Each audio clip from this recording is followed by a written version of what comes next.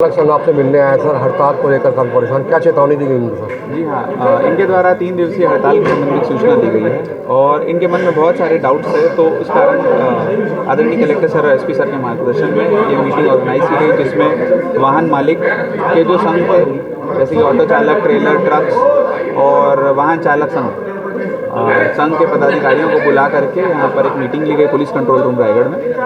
और उनको अवगत कराया गया कि जो नया कानून बन रहा है वो बहुत ड्रास्टिक चेंज नहीं है, उसका वास्तविक उसका उद्देश्य क्या है उससे अवगत कराया गया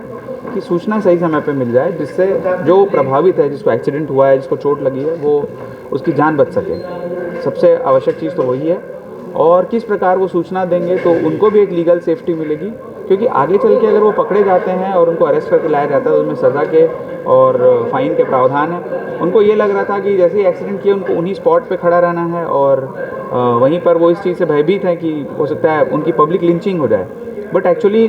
जो लॉ है उसका प्रावधान ऐसा नहीं है। लॉ का प्रावधान सही समय में सूचना देना है, ताकि जो कार्रवाई है, और जो अनावश्यक पुलिस को एक नई तफ्तीश करनी पड़ती है कि ड्राइवर कहाँ भाग गया है और उसका तत्काल पता नहीं मिल पाता है, उस पर समय की बचत हो और जान प्राण की रक्षा हो सके, ये उसका मुख्य उद्देश्य है। समझाइश का क्या असर होगा सर इसके बाद, अगर नहीं होगा तो क्या करेंगे? जो ड्राइवर संघ थे उनके द्वारा तो यहाँ पर पूर्ण सहमति दी गई कि भाई हम समझ गए, और अब हमारे द्वारा जो इस आंदोलन को किसी प्रकार का समर्थन नहीं है, ड्राइवर संघ के द्वारा ऐसा कहा गया। और हम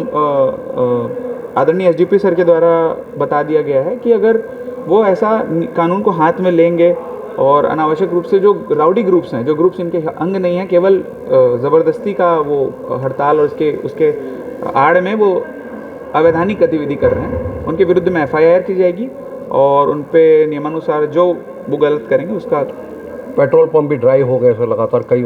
इस संबंध में सूचना प्राप्त हुई थी। अभी टीएल मीटिंग में ही खाद्य अधिकारी के द्वारा सूचना दी गई कि कुछ जगहों पे 1-2 ट्रक्स को रोका जा रहा था, परंतु अब उनका मूवमेंट जो है,